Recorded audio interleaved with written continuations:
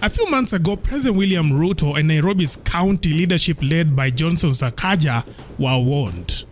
Unleash armed goons to break peaceful protest, and one day they will turn on the very city they were sent to defend. Because they want to please the master, they will continuously pay them. And as they pay them, there is a day they will not be able to pay them. These people will turn against the citizens of the country. Now, that prophecy has arrived. 3 months later, a chilling video now making rounds captures it all. A gang of armed youths storming Ngong Road in broad daylight, robbing pedestrians at gunpoint after a protest by matatu operators against police harassment. Wameanza sasa.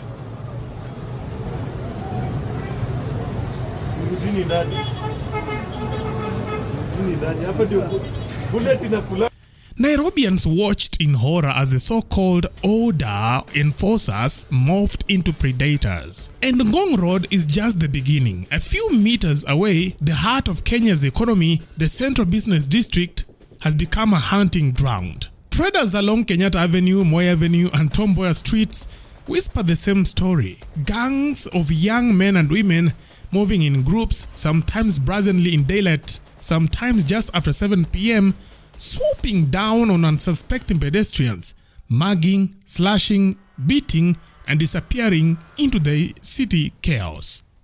Nikasikia watu nje wakisema wanta. Sasa nasimamanga karibu hapa pa mlango. Kidogo wakaingia, mmoja akanishika kininyonga na akanishikia kisu. Wengine wakarudisha milango yote wakafunga na wakaingia ndani. Na mangunia wakaanza kutoa vitu. Nikawauliza nini, wakaniambia wewe tulia. Not that nimeshiba, wacheni niambie story. Tawe is very unsafe, by the way. When you go into town, be very careful. This is what has happened to me like a few minutes ago. I am so shaken. So nilikuwa nimeenda town to get my hair done, and I also needed to pick some stuff for back to school. So nikatoka hii side ya Moi Avenue, nikajambia because I didn't want to cook, let me pass by KFC, the one I think along Kimathi Street, and get something before I get an Uber to my house, right? So mimi nikakuja na the corner, the one that has Pizza Inn, Galitos, the one near Ndura, that one. Nikapita to your corner, and there was like some young people, some young men wamesimama hapo. Nikakata hiyo corner, and because I wanted to take Kimathi Street, na sijui ni ujinga gani, because it was past 7, it was past 8. It was past 7. It was 7 something. I think around 7:23. Na hiyo time akukuwa na watu, kumbe Kimathi Street siku hizi haina lights. And I'm just walking, oh my god. Kidogo, just before Sarova Stanley, kitu ikaniambia tu, toka hii side ya Super Cosmetics, cross to the other side, and then utembene huko, because they could see at least the other side had better security, because there were like watchmen around some buildings. So mimi nika cross haraka. I had not looked behind me, nilikuwa nafuatwa na kuna watu wanafuatana tao. So I was so shaken. Nikasimama hapo, hiyo loading bay, hiyo ya I think iko na pharmaceuticals or something, nikaita Uber.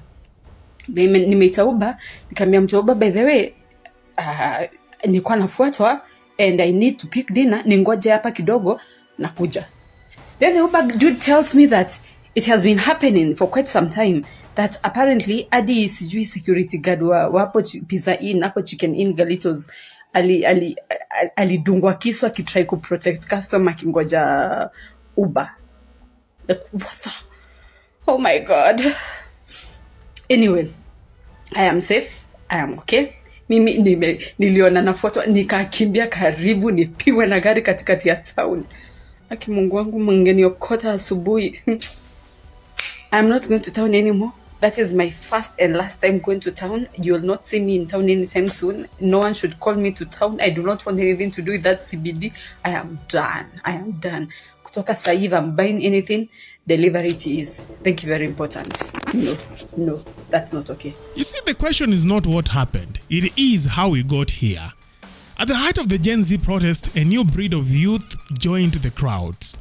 But they weren't there to chant or wave placards. Their role was darker.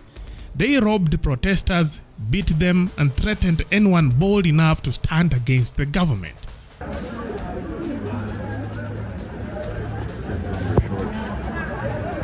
Lakini sasa wako na rungu ni akina ona msichana ona wananyang'anya simu, naona hapo wananyang'anya simu imeenda kwa mfuko, angalia amechukua simu.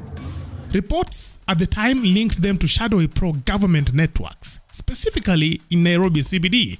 Now these youths were nicknamed hired goons, a force designed to intimidate, scatter and silence the resistance. Na hakuna mtu anatuuzia uoga.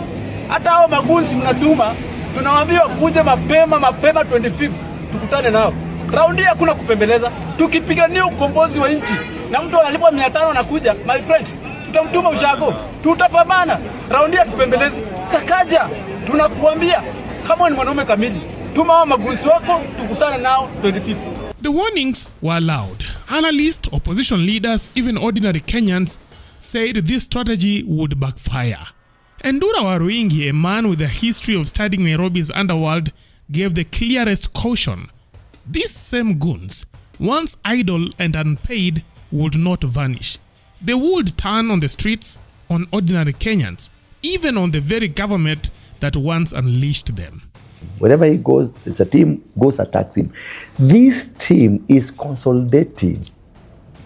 This team is now, because they are earning something, they are creating their own commander. Mm-hmm. This group, these young people, or old people, whoever they are, whatever they're doing every single day is a creation of another parallel army. Because they want to please the master, they will continuously pay them.